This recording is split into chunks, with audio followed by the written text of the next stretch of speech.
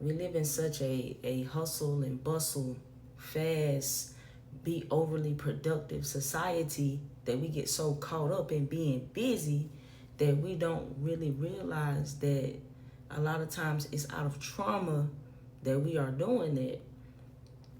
So yeah, over functioning is a trauma response and it's not a flex. Um, so this is the kind of pain that hides behind being strong, being the strong one. You know, we tend to take so much pride in being able to be strong, being able to get through things. And a lot of times our needs can go unmet because of this. And we don't always recognize that this is happening as a strategic survival response. I felt it was important to kind of talk about this because it was on my mind earlier today. So I said, I'm going to do something I haven't done in a while, and I'm going to sit and I'm going to go live and I'm going to kind of have a discussion about this. So I think it's very important, and feel free to drop any comments. Drop any comments if you have any questions along the way. I'll try my best to answer those questions while I'm engaging with you, but I might kind of get caught up in what I'm saying, so I might miss it. So don't take it personal if I don't respond to your comment, because it's not personal. Over functioning is a trauma response. It's not always a flex, and of course we tend to do the things that we need to do, but how do we distinguish and know when we are just doing it out of trauma? How can we tell the difference? And it is going to require us to have to reflect on ourselves and kind of do that shadow work and dig within ourselves and get to the root of what is motivating our actions and our decision making, right? So, this hides behind being the strong one, being the responsible one, being the overachiever or the high achiever, the one that can do it all, the one that can handle it all. And as a woman, I know a lot of times us as women especially can get in that mode of, I could just do it myself. I got it myself. And being the superwoman and being caught up in that super role. But at some point, you're going to have to assess yourself and assess what is going on, especially when we tend to reach them burnout phases. When we tend to have those moments where we reach our end, especially as women, talking to the women, a lot of times we can get really caught up in this space, and it's really a trick. The shit is a trick. It's a trick of the matrix because it's over functioning and it is a trauma response, right? So let's talk about what overfunctioning is. What do I mean when I say overfunction? What is that really? Well, it's constantly doing more than your share. It's constantly doing more than you supposed to. See, we'll easily think if I do more will come out of this. And sometimes they got to do with control. But I'm going to tell you, speaking from an energy perspective, that is not the case. You have to do what is your part so that you can, in order to properly cooperate, you have to do what your part is, and you have to allow the other party to do what is required of them. If you are going to overdo, if you are going to do more than your fair share, quite naturally you are going to attract a partner or attract a circumstance or situation that is going to be the opposite. So they're not going to be able to give their share. They're going to give a smaller share. And in actuality, you made it that way because you only allowing them to give what you haven't given already. If you've given 75%, that other party can only give 25%. You can't get mad at them for not giving you the 75% when you did more than your fair share. You can't overdo. It's like this water bottle. It's like this water bottle.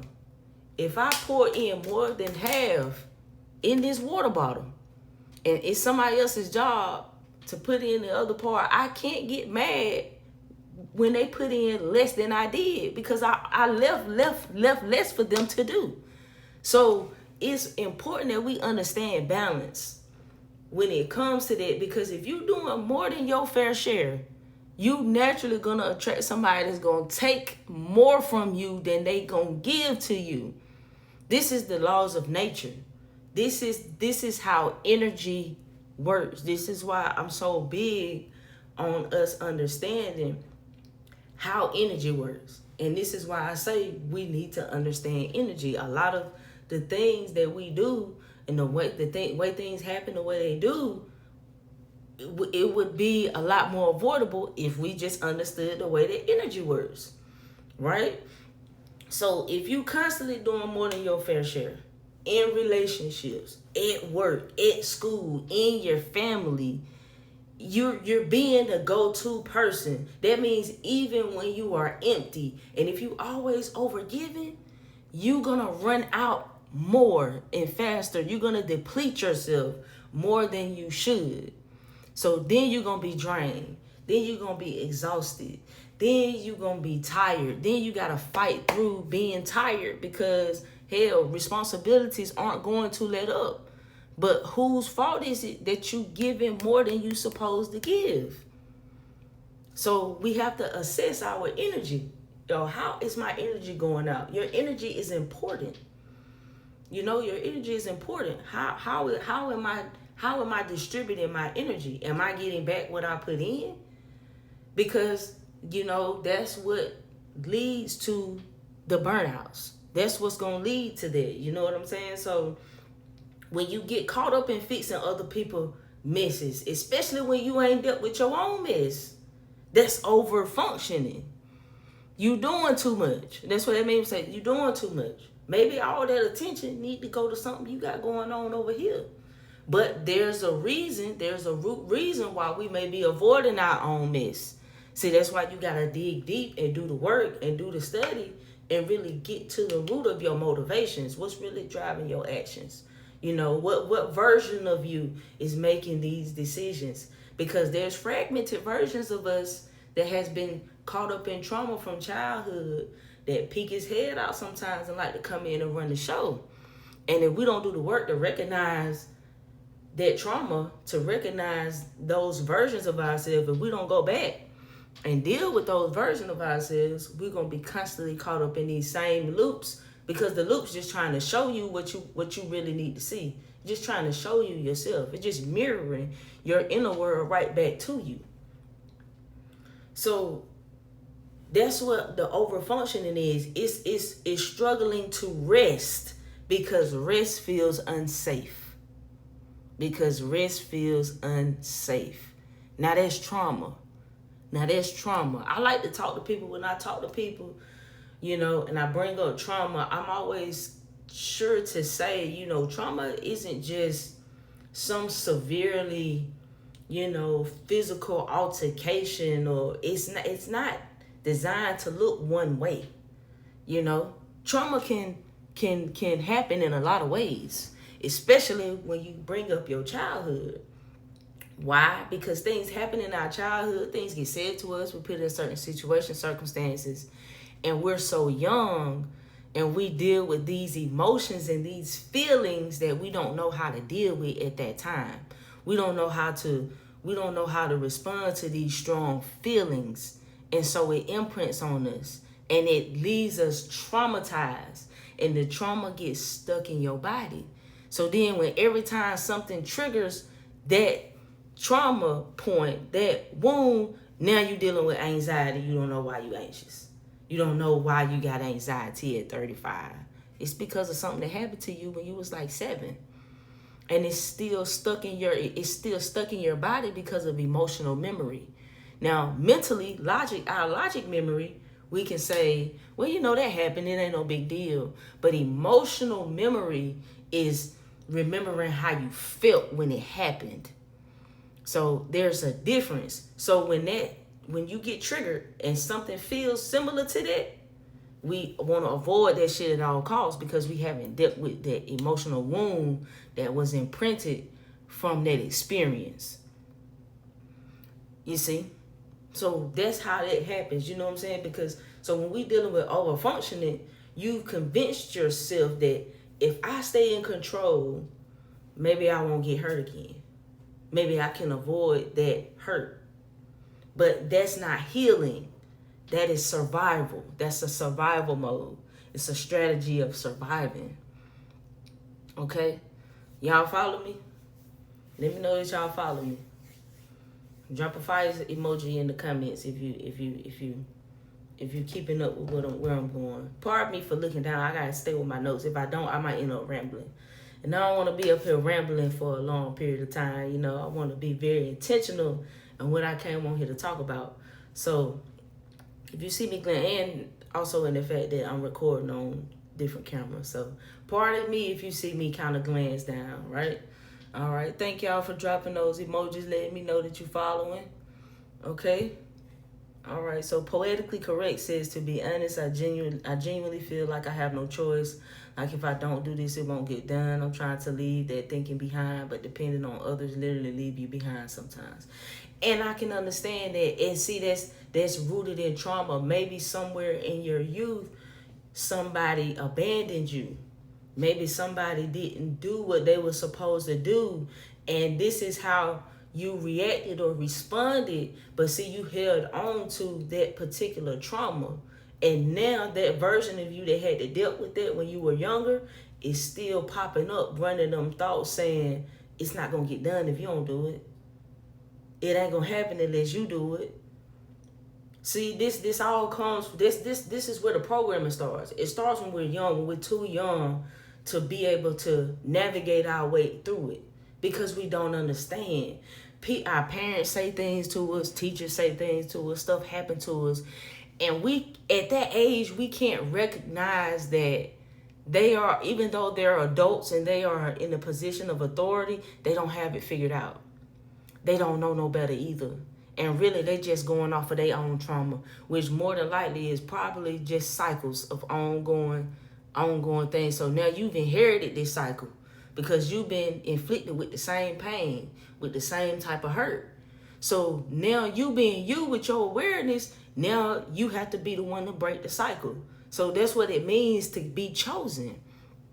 You know what I'm saying? That's what it means to be chosen. It ain't going to feel fair. I'm going to tell you that. That's why they say people walking on the path of self-awareness, you on a chosen path, it's a rough path. And it's because it's not easy. Because you have the awareness, it's like you awake. It's like you see what is happening. So to see what is happening, you the one that's chosen to do something about it because you recognize the pattern. So recognizing the pattern is the biggest part of the battle because the majority of people don't even take the time, or they really subconsciously, they don't want to be able to see it. They don't want to see it. That's why they say ignorance is bliss, because you can't be at peace knowing what you know. Knowing what you know, you cannot be at peace with it the way that it is. You have to do something about it. You see what I'm saying? So the thing is to get out of the survival mode. Now at the root, you dealing with them childhood survival roles. So let's go deeper into it, right? So the overfunctioning starts in childhood, like I was saying before. Maybe you were the parentified child. Maybe you were the sibling who was the oldest, who had to act in or step in a role of a parent. You know, maybe you had to raise your siblings or manage your own parents' emotions. Maybe your parents was emotionally unstable. You had to manage their emotions too. All for the sake of you to survive, because you in this environment. Because what you going to do as a child? You can't do nothing else as a child. So as children, we adjust, we adapt. We develop these personalities that allow us to be able to survive in these environments. And it goes on, it takes root, and it continues to go on with us all throughout adulthood. And we become adults, and we realize this shit is outdated. I cannot continue to be this way anymore. I can't do this no more. This is not sustainable. This is not healthy for me, you know? And this is when we start to deal with the depression. This is when we start to deal with the anxiety. This is when we deal with the self-sabotage. You know, this is how all this comes into play, and it reaches a point where something's got to change. And sometimes it happens out of chaos because subconsciously you have to change it. So maybe you were in childhood, maybe you was a peacemaker. Maybe you was the one that had to keep the family from blowing up. Maybe you had to hold things together. Maybe you had to carry that responsibility. Maybe you was the achiever. Maybe you was the one who thought that getting straight A's and success would earn you love or stability. Maybe that's how certain ways within your family, maybe that's how that taught you. Maybe that's what you accepted that to mean as a belief in your mind subconsciously. Now, as a child, you're not consciously thinking this or developing this as a belief, but this is what is being taught to you. This is what you have learned because you in a state of survival and you just trying to get through and to survive your environment. You know what I'm saying? You're just trying to survive. That's why I say you got to get to the root. Now, your root chakra, the vital time period for your root chakra is from birth to the age of 7. So from all that point in time is the establishment and the foundation of your root chakra. That's where your identity is at. This is how you be grounded. This is where your stability is at. Because this is your foundation. This is the root. But if your root is implanted or based on certain modes of survival due to trauma, then that's what you're dealing with. Not to mention, a lot of people in our communities deal with being neurodivergent. Now, this is something that has become more popular in the mainstream popularity, and more people are becoming more aware of it. Dealing with autism, people on the spectrum, ADHD, just different type of learning abilities. I'm not gonna say disabilities, but different learning abilities, different ways of learning. People's minds functioning different than what's known as a neurotypical. So when you have that type of mind, a lot of our people dealing with that, a lot of our children dealing with that, then they are going to be heavily impacted by situations that imprint on them like trauma.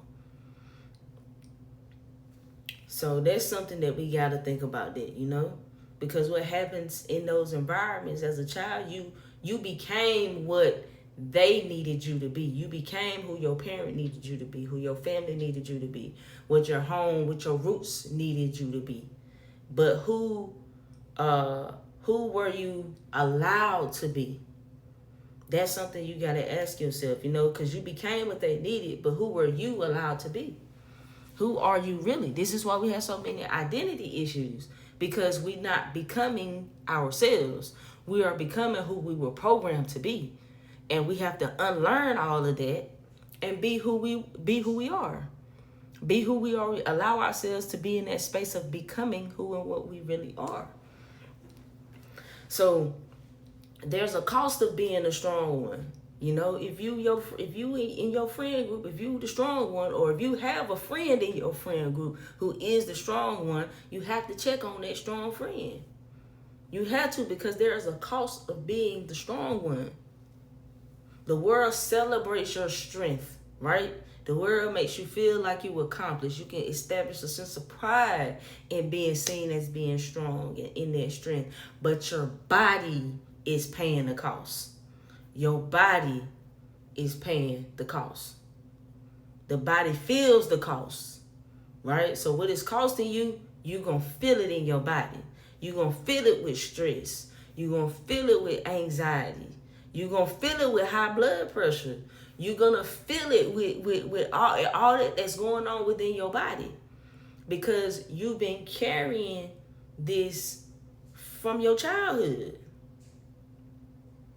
So if you truly want to deal with wholeness and the healing, true healing, then you have to get to those root causes.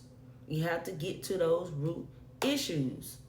So the world may celebrate that strength, but your body is paying for it. Because let's be honest, you're emotionally exhausted, right? You're emotionally exhausted. You're struggling to ask for help. You don't even know how to ask for help. You need help. You could very well use the help, but you're struggling to ask for the help. And it's rooted in that childhood experience where you felt like you couldn't ask for no help. And now you're still an adult. You're grown, 25, 30, 35, 40, 50 years old. Still can't ask for no help. I know. I understand. I've been there. I know how it is. Still can't ask for no help. You might feel invisible even while being everything to everybody else. You being everything for everybody else, and you still don't feel seen. Still not feeling seen, because you're trying to fill a hole. You're trying to fill a void. You're trying to deal with something that happened so long ago, but you don't realize that's what it is. You know, so you burn out in silence, and that's because you always got it. Oh, I got it. How you doing? I'm good. I'm fine. I'm fine. It becomes an automatic response. I'm fine. But you're really not. You're really not fine though. You burn out. You burn out. You tired. You exhausted. That's why you constantly feel like you need a break. That's why you constantly feel like you need a vacation. Because it's exhausting. It's a trauma response. You acting out of survival. You acting out of survival. But I'm gonna tell you, you don't get a trophy for surviving your own neglect. Y'all hear what I said? You don't get a trophy for surviving your own neglect. See, somebody neglected you in your youth, and you've learned to do the same thing. You've learned to neglect yourself too. You've learned it to the capacity you don't even realize that that's what you're doing. You don't even realize you're neglecting yourself. You don't even realize you're betraying yourself by overdoing, overfunctioning. Eventually, you're going to run out of gas. Eventually, you're going to run out of battery. And who's going to be there for you when it happens? Now, that's not to say that you wouldn't have a community that could do that. Because I'm very well sure you absolutely probably would. But it would take for you to look in the mirror and kind of address some things in the way that you have been functioning yourself. And it's not going to be easy, because it's like a total flip-flop of your life, of the way you do things. You're so accustomed, you so wired to make the choices and the decisions that you make. That's how it is. You don't get a trophy for surviving your own neglect, but you do get to heal from it. You do get to heal from it. So that's the question now. How we heal from it then? How do we start healing? What do I have to do? Healing begins when you stop the performance. You got to stop performing and start reconnecting. See, that's a lot of your energy right there, performing. So you putting on this front because you got to be the strong friend. So you've invested so much in this role. This is who you think you are. And this is the identity you based on. But it's not truly who you really are. That's why you're so tired. That's why you're so depressed, because you're wearing a mask. You're wearing a mask of overfunctioning. Ain't that crazy?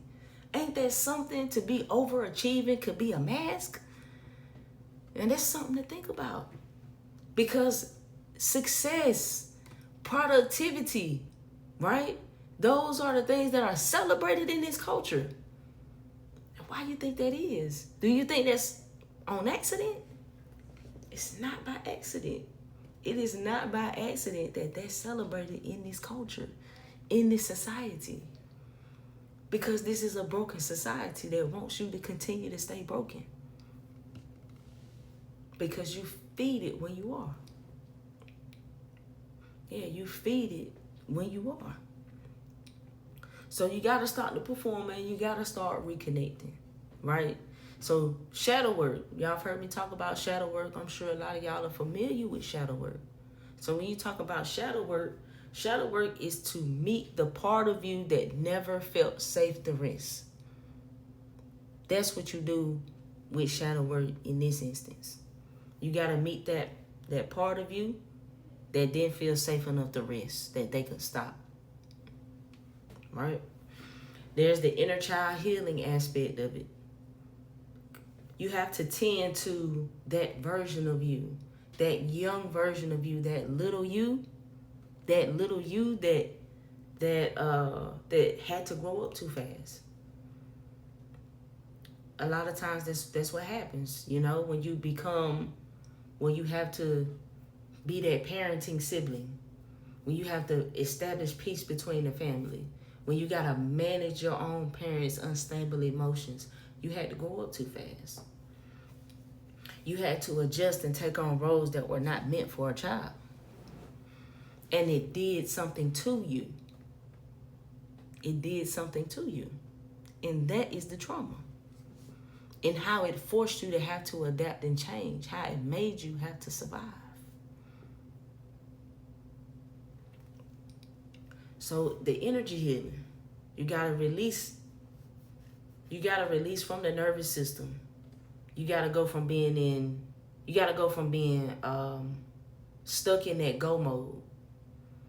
And it's not about you being lazy. It's not about you failing. You've just been stuck in a pattern of trying to earn your safety. You just stuck in a pattern. And there's probably a voice that pop in your head saying, I can't stop. I can't stop. But you can, though. And if something don't get done, maybe you got to readdress why is you that got to do this? Or who else involved in this should be helping with this? That comes with the boundaries. That comes with the boundaries.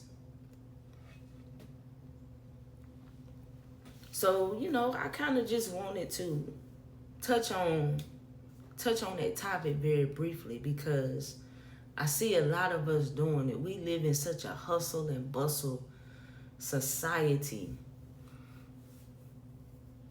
And a lot of times it stems from trauma. It stems from trauma. That's why we burn out. That's why we exhausted. You find you be so tired, you end up you snapping on people that ain't did no wrong to you. And you don't know why you feeling like this. It's because you depleted. Your energy is depleted. Your energy is depleted. Now, if this is something that hits home for you, if this is something that you feel like you deal with, and you tired of that loop, you want to break away from that, I'm currently booking free clarity calls. Now, what that entails is, it doesn't cost you anything. You don't have there isn't, anything required of you to do. You just go on there and just book the appointment, whatever time is most fitting for you, and within that clarity call, we'll uncover what emotional armor you've been wearing and why you're wearing it. We can identify where your soul wants to soften and be supported at. All you got to do is just click that link in my bio and you can book your free session. You don't have to keep being everything for everybody. You don't have to keep doing that. You can be held too. Somebody can hold you down too. You ain't got to always be the strong friend. You don't always have to be everything for everybody. You're not strong because you had to be. You are worthy because you already are. That's the belief you got to adapt. You already are worthy. You don't have to earn no safety. You don't have to earn no help. You already worthy of that already. That's what you're worthy of already. Anybody got any questions they want to ask? Let me know if y'all got any questions before we wrap this live up. I will post this, so if you missed any, don't worry about it. You'll be able to see it in full. But this is for all the ones who hold it all together for everybody else. Because there's those moments that you can't hold it together. And there's a reason for that, and it's because it's trauma. It's trauma related. It's a trauma response. You got to get you out of that trauma. From that younger you, that younger version of you. Got to go back and reparent that inner child. Go back and, how they say no child left behind? No child left behind. You got to go back and reparent Go back and let that younger version of you know that they are enough. I say to your younger self, look at a picture of yourself when you was in. Say to yourself, I'm so sorry you had to grow up as fast as you did. But I'm here for you. That's how you show up for yourself. You gotta show up for yourself. You just gotta show up for yourself. You gotta be for yourself what you needed back then. Just be it for yourself. That will make a world of difference when it comes to your spiritual healing. If you address your shadow work like that, and you address it without any judgment, and you just realize it's just younger versions of you that's popping up, making these decisions that's stemming from hurt, that's stemming from trauma, have grace with yourself. You able to have some grace with yourself when you can do that. So I just wanted to take some time and just kind of get that out there, kind of put that out there. It was on my mind to kind of go over. So I appreciate everybody that dropped in. I appreciate all the likes. I appreciate any shares. And when I post it, if you find this helpful, send it to somebody who could use this. Send it to somebody who needs to hear these words. Because we all know somebody that's strong. That's that strong friend. That's holding on to doing everything for everybody but themselves. They neglecting themselves. So, that's what I wanted to kind of go over with y'all today. So, let me see. This resonates so much. What questions to ask during shadow work? Okay, K.Flow. That's a good question. I'm gonna give y'all a prompt. I'm gonna give y'all a shadow prompt. Let me think. So here's something. You could just get a pen and paper. This can kind of get things going, Shadow prompts or journal prompts are good because they put you in a reflective space. And if you can just kind of allow yourself to let it kind of go and continue, it can really get things going and get things flowing in the direction of what it is that, your body, your trauma may be trying to say to you. So a prompt that you could use would be, let's look at this one. What part of me believes that love, safety, or value must be earned through what I do rather than who I am? Let me say that again. What part of me believes that love, safety, or value must be earned through what I do rather than who I am? Sit with that one. Sit with that one. Just sit down and take a minute in a space. Think about it. Reflect on it. And in journaling, then a lot of things might come through. Like, where did I first learn that being productive made me more lovable or acceptable? Where did you first learn that? Because something happened when you were young, and this is what you picked up. And this is a belief that you ran with. And this is what you became accustomed to being so that you could survive your environment. See what comes up, right? Like, what emotions come up when you try to rest? When you say no, right? Or when you let other people help you? What emotions do you feel? What do you feel in your body? How does your body feel? What specific areas in your body tighten up? What happens? What do you feel? What emotions comes up when you try to rest? When you say no? Or when you let somebody else help you?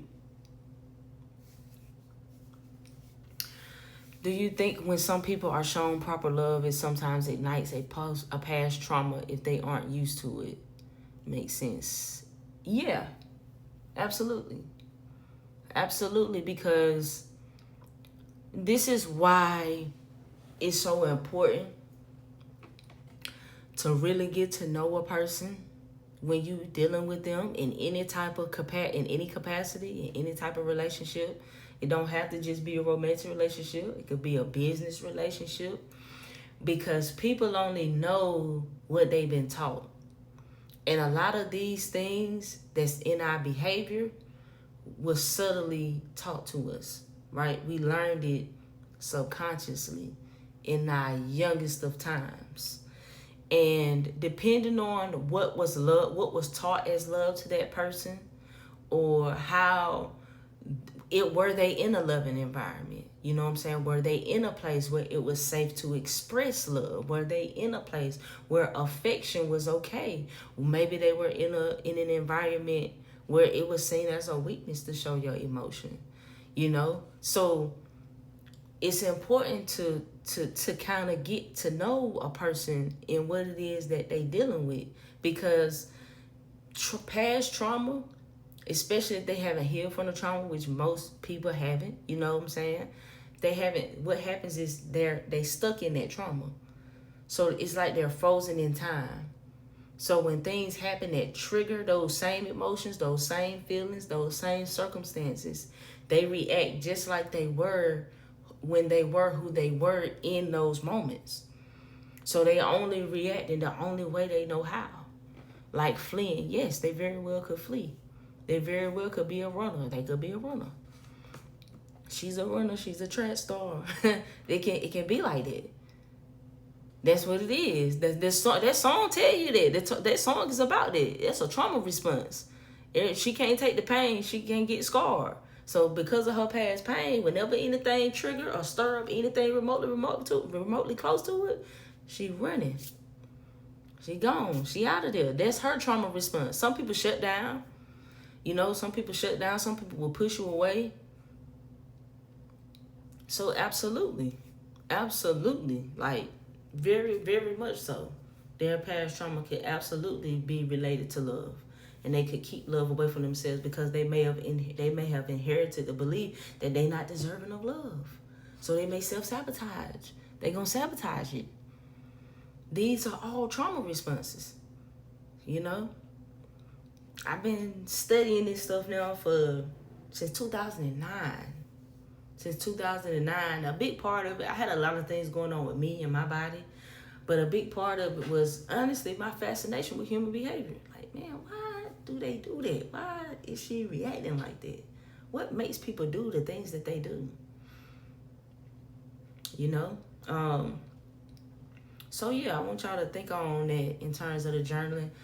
I'm going to post this. So, if you didn't catch it all, you'll be able to go through the video and you can write it down. But, yeah, these are some things that these questions that you may ask yourself can reveal the parts of you that are still fighting to be seen, you know, and not just useful, you know. So, thank you all for coming in and for joining again. I do appreciate you all for giving me your time and attention. It is very valuable to me, and I absolutely appreciate it. I thank you very much. And also book a free call. If you feel like you've been dealing with some type of emotional trauma, you want to resolve it, you want to heal yourself, you want to get out of these loops you're stuck in, you're tired of these thought patterns that you're having. If it's self-sabotage, if it's dealing with self-worth, self-love, identity, if it's repeating toxic relationships, whatever it may be, feel free to book a call with me and let's work. You know, you can have someone to assist you in it. You don't have to do it all by yourself. You know, you don't have to do it all by yourself. So, that's a wrap for today. I appreciate y'all. And